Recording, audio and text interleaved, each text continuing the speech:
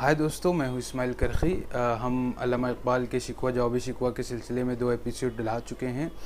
और ये हमारा तीसरा एपिसोड है जिसमें हम उसी सिलसिले को आगे बढ़ाएंगे। लेकिन इससे पहले हम बात कर रहे थे अल्लामा इकबाल ने किस तरह से अपने शिकवे को अल्लाह के सामने रखा है। ये बहुत ही प्यारा अंदाज़ था अल्लामा इकबाल का, या ये कह लें बड़ा ही जरी और बड़ा ही बहादुराना अंदाज़ था। और ये अंदाज़ एक ऐसे आशिक का ही हो सकता है जो अपने महबूब से, अपने माशूक से बहुत ज़्यादा करीब हो, और उसका जब बहुत ज़्यादा दिल दुखता है और एकदम बुरी तरह से उसका दिल टूट जाता है तो वो इस तरह का शिकवा करता है। तो अल्लामा इकबाल ने बहुत सारी बातें कही थी और अल्लामा इकबाल ने अपनी गोयाई की बात की कि मेरे पास क्योंकि बोलने की ताकत है तो मैं शिकवा कर रहा हूँ। और उसके बाद अल्लामा इकबाल ने वो सारी चीज़ें बताई जो कि मुसलमानों ने अल्लाह ताला के लिए किया, और मुसलमानों से पहले इस दुनिया का नक्शा क्या था उस बारे में अल्लामा इकबाल ने शिकवा किया था। अब उसी को अल्लामा इकबाल आगे लेकर चल रहे हैं और कह रहे हैं कि तुझको छोड़ा कि रसूल अरबी को छोड़ा, तुझको छोड़ा कि रसूल अरबी को छोड़ा, बुतगरी पेशा किया बुत शिकनी को छोड़ा, इश्क को इश्क की आशुफ तसरी को छोड़ा, रस्म सलमान वैसे करनी को छोड़ा, आग तकबीर की सीनों में दबी रखते हैं, ज़िंदगी मिसल बिलाले हबशी रखते हैं। अल्लामा इकबाल कह रहे हैं कि ए अल्लाह, हम पर जो ये अजाब नाजिल हो रहा है तो इसका मतलब क्या है, क्यों हो रहा है? क्या हमने तुझे छोड़ दिया या रसूलुल्लाह सल्लल्लाहु अलैहि वसल्लम को छोड़ा? नहीं, हमने किसी को नहीं छोड़ा। क्या हम बुतगरी पेशा कर रहे हैं, यानी कि हम क्या बुत बना कर बेच रहे हैं, यानी कि क्या हम गलत और इस तरह के कोई ऐसे यानी कि क़वानीन ला रहे हैं या अपने दस्तूर में कोई ऐसी चीज़ें ला रहे हैं या अपनी इबादत में, अपनी रियाज़त में कोई ऐसी चीज़ ला रहे हैं जो मुशरिकाना हो, या ये कि हम क्या बुत तोड़ने को बुतों को तोड़ने को हमने छोड़ा, यानी कि अल्लाह के अलावा सभी की काट करने को क्या हमने छोड़ दिया? नहीं छोड़ा ना। यानी कि आज भी हम बुतगरी नहीं कर रहे हैं, बुत नहीं बना रहे हैं, और ना ही बुतों को तोड़ना हमने छोड़ा है। बल्कि यानी बुतों का मतलब आप ये समझ लें जितनी भी गलत चीज़ें हैं आज भी हम उनको गलत मानते हैं, उन्हें नहीं करते हैं, छोड़ देते हैं। फिर कह रहे हैं इश्क को इश्क की आशुफ्ता सरी को छोड़ा, यानी क्या हमने इश्क को छोड़ा या इश्क का जो बहुत ऊंचा मकाम है उसको छोड़ा।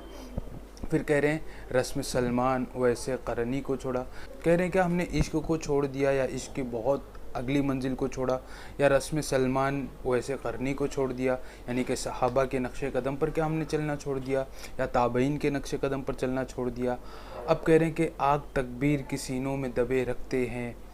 ज़िंदगी मिसल बिलाले हबशी रखते हैं, यानी कि हमारे दिलों में आज भी वही चिंगारी है और वही ताकत है ईमान की जो बहुत पहले थी। और हमारी भी ज़िंदगी बिलाल हबशी की तरह रज़ी अल्लाह तआला अन्हु की तरह है। बिलाल हबशी रज़ी अल्लाह तआला अन्हु का वाक़या भी आपको बहुत अच्छी तरह से याद होगा, बार बार हम सुनते हैं, लेकिन वो एक सिर्फ़ वाक़या नहीं है बल्कि वो तारीख़ रक़म की है उन्होंने अपने सब्र से और अपने इस्तक़लाल से और अपनी मजबूती से। अब कह रहे हैं इश्क की खैर वो पहली सी अदा भी न सही, जादा पैमाई तस्लीम व रज़ा भी न सही, मुस्तरब दिल सिफ़त क़िबला नुमा भी न सही, और पाबंदी आईन वफ़ा भी न सही, कभी हमसे कभी गैरों से शनासाई है। ये बहुत गौर से सुनना, कभी हमसे कभी गैरों से शनासाई है, बात कहने की नहीं तू भी तो हर जाई है। अब अल्लामा इकबाल कह रहे हैं कि अल्लाह चलो ठीक है, अगर हम पहले की तरह जिस तरह सहाबत उससे मोहब्बत करते थे वो नहीं कर पा रहे हैं, और जिस तरह से वो दीन पर अमल करते थे हम नहीं कर पा रहे हैं, यानी कि ये कह लें कि हम उनकी तरह कुर्बानियाँ नहीं दे पा रहे हैं, और ना हमारा दिल उनकी तरह साफ़ व शफ़ाफ़ और क़िबला नुमा है, और ना ही जो है हम अपने किए गए वादों को पूरा कर रहे हैं। अल्लाह ताला ने जो हमसे वादे लिए, कुरान में जो हमें अहकाम हमारे लिए जारी किए, उन सबको हम पूरा नहीं कर रहे हैं, ठीक है। लेकिन अल्लाह ताला को अल्लामा इकबाल कहते हैं कि कभी हमसे कभी गैरों से शनासाई है। तू भी तो कभी हमसे दोस्ती कर लेता है, कभी गैरों से दोस्ती कर लेता है, कभी हमें सुपर पावर बना देता है, कभी गैर को सुपर पावर बना देता है, कभी हम ही पर दौलतों और दुनिया की तमाम फतूहात का अंबार और उनके दरवाज़े खोल देता है, कभी गैरों के लिए खोल देता है। कहते हैं बात कहने की नहीं तू भी तो हर जाई है, यानी कि ये बात कहने की तो नहीं है, जैसा हम बोलते हैं ना यार ये बोलना तो नहीं चाहिए, लेकिन ऐसा है। तो अल्लामा इकबाल भी वही कह रहे हैं कि बात कहने की नहीं, तू भी तो हर जाई है, कि ये बात बोलने की तो नहीं है, लेकिन तू भी तो अल्लाह हर जाई है, यानी कभी इसका कभी उसका, हर जगह का, कहीं पे भी किसी का भी तू दोस्त बन जा रहा है और अपने दोस्तों को दुश्मन बना ले रहा है। खैर, अब कह रहे हैं सर फारा पे किया दीन को कामिल तूने, एक इशारे में हज़ारों के लिए दिल तूने, आतिश अंदोज़ किया इश्क का हासिल तूने, फूंक दी गर्मी रुखसार से महफिल तूने, आज क्यों सीने हमारे शरराबाद नहीं, हम वही सोख्ता सामा है तुझे याद नहीं। अब अल्लामा इकबाल कह रहे हैं कि फ़ारान की जो चोटी थी जहाँ आप सल्लल्लाहु अलैहि वसल्लम आखिरी खुतबा खड़ा होकर आप सल्लम ने दिया था, कह रहे हैं उसी चोटी पर तूने दीन को कामिल किया, यानी मुकम्मल किया, अपने इस्लाम को मुकम्मल किया, एक इशारे में हज़ारों के लिए दिल तूने, यानी कि उस वक्त लाखों सहाबा थे और अल्लाह का एक कलाम या एक हुक्म, उस पर लोग अपनी जान देने के लिए तैयार थे और आज भी हैं। अब कह रहे हैं आतिश अंदोज़ किया इश्क का हासिल तूने, ये सारा जो इश्क का हासिल था उसको क्या कर दिया तूने, आग में झोंक दिया, फूंक दी गर्मी रुखसार से महफिल तूने, यानी कि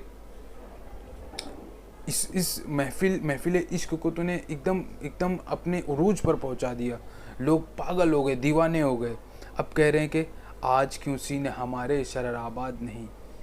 आज क्यों हमारे दिलों में वो चीज़ें नहीं है जिस तरह से तूने सहाबा के दिलों को मुनव्वर किया था, वैसा हमारे साथ क्यों नहीं है, हमारे दिल क्यों नहीं मुनव्वर है, हमारे अंदर वो जज्बा क्यों नहीं है। हम वही सोख्ता सामा है तुझे याद नहीं, हम तो वही गरीब लोग हैं, वही लाचार और बेचारे लोग हैं, क्या तुझे याद नहीं है। अब कह रहे हैं कि वादी नजद में वो शोर सलासिल न रहा, यानी कि नजद की जो वादी थी उसमें अब वो शोर नहीं बाकी रहा, और कैस दीवान नज़ार महमल न रहा। महमल कहते हैं कि जिसमें पहले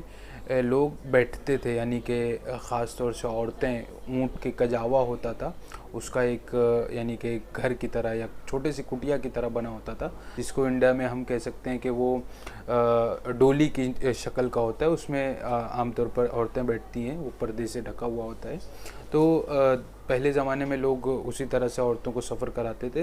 तो कैस भी जब अपनी महबूबा लैला को देखता था तो उसको उस डोली में देखकर वो बहुत ज़्यादा, यानी कि उस डोली का इंतज़ार करता था, क्योंकि वो तो उसे देख नहीं पाता था, लेकिन वो डोली जो रखी होती थी वो या जा रही होती थी ऊँट पर, तो वो बड़े शौक़ से उसको देखता था। तो वही कह रहे हैं कि अब वो चीज़ बाकी ना रही, यानी कि अब हमारे दिलों में या हमारा ईमान वैसा ना रहा, हमारे इश्क की ना वो इंतहा रही, और ना हम उतना, यानी कि उस लेवल को हम पहुँचे भी नहीं। अब कह रहे हैं कि हौसले वो न रहे, हम न रहे, दिल न रहा, यानी कि ना हौसले रहे हमारे दिल में, ना हम रहे, और ना ही दिल बचा है। अब घर ये उजड़ा है कि तू रौनक महफिल न रहा, ये घर अगर उजड़ा, यानी दिल हमारा अगर उजड़ा है क्योंकि तू ही नहीं है, इसलिए ये दिल हमारा उजड़ गया है। तो अल्लामा इकबाल कह रहे हैं कि बादकश गैर हैं गुलशन में लबे जो बैठे, सुनते हैं जाम बकफ नगमे को बैठे, दर्द हंगामे गुलजार से यकसू बैठे, तेरे दीवाने भी हैं मुंतज़िरे हु बैठे, अपने परवानों को फिर ज़ौक़े खुद अफरोज़ी दे, बरक़ दीरीना को फरमाने जिगर सोजी दे। जो पीने वाले थे, जो लोग थे, वो गुलशन में, यानी कि अपने एकदम बिल्कुल ऐसा बैठे हुए कि जैसे कि उन्हें पीना ही है, यानी कि जो उश्शाक़ हैं वो अभी भी वैसे ही मुंतज़िर बैठे हुए हैं,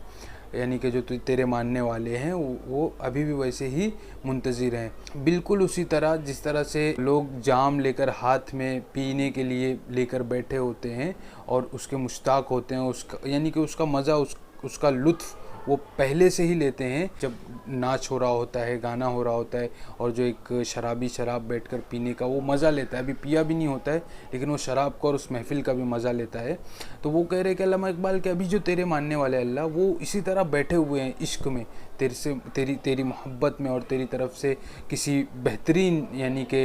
ये कह लें कि कुदरत के करिश्मे के मुंतज़िर बैठे हुए हैं, और कह रहे हैं कि पूरी दुनिया को छोड़कर, हर चीज़ को छोड़कर बस तेरी तरफ मुंतज़िर होकर अभी भी हैं वो, और तुझे ही देख रहे हैं, तुझे याद कर रहे हैं, और कह रहे तेरे मुंतज़िर होकर वो जो हु है, यानी कि जो अल्लाह का हु, उसके लिए वो दीवाने मुंतज़िर बैठे हैं। अब कह रहे हैं कि अपने इन परवानों को, यानी कि तू ज़ौक़ दे, तू शौक़ दे, और वही जो बरक़ दीरीना को फरमान जिगर सोजी दे, यानी कि वो जो पुरानी बिजली थी, कभी दिलों में आग जो थी, वो जो इश्क का शोला था, वो फिर ऐसा कर दे कि वो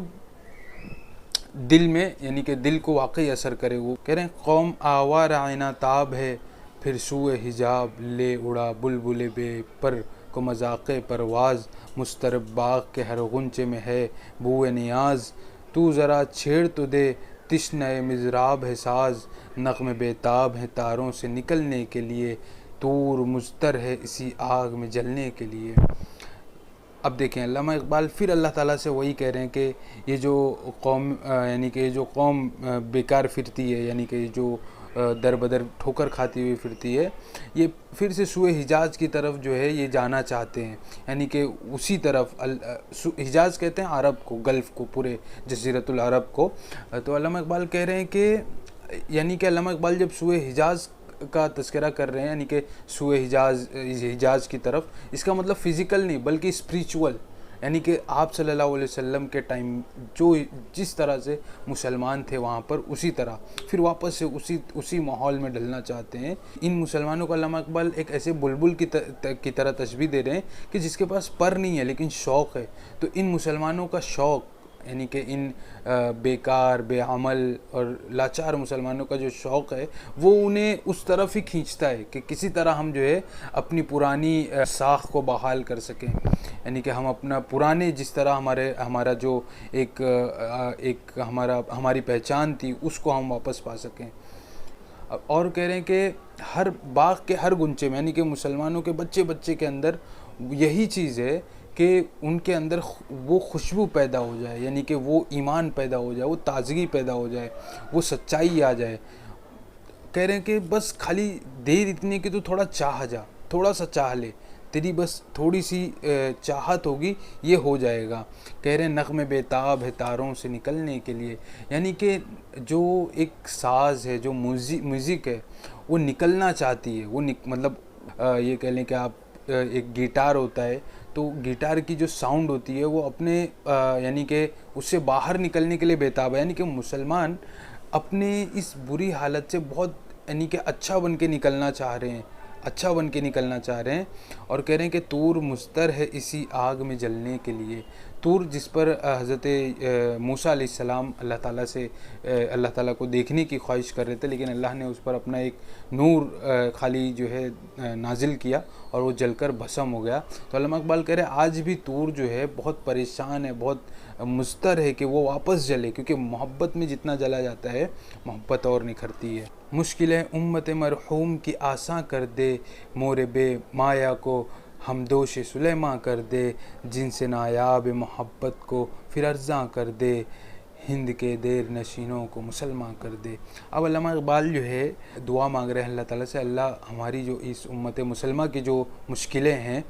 उनको आसान कर दे, और इन्हें जो है हज़रत सुलेमान की अलैहिस्सलाम की जो यानी कि बरक़ात थी और उन पर जो नवाजिशें हुई उसका कुछ हिस्सा अता कर, और मोहब्बत को दोबारा से हमारे दिलों में पैदा कर दे। और कह रहे हिंद के देर नशीनों को मुसलमान कर दे, यानी कि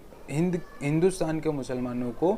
अल्लामा इकबाल हिंद के देर नशी कह रहे हैं, यानी कि हिंदुस्तान के पुजारी। तो हिंदुस्तान के जो ये कच्चे मुसलमान हैं उनको तो वाकई में मुसलमान कर दे, ये अल्लामा इकबाल कह रहे हैं। आगे एक फ़ारसी का शेर है जो मुझे नहीं आता फ़ारसी समझ में, इस वजह से मैं नहीं चाहता कि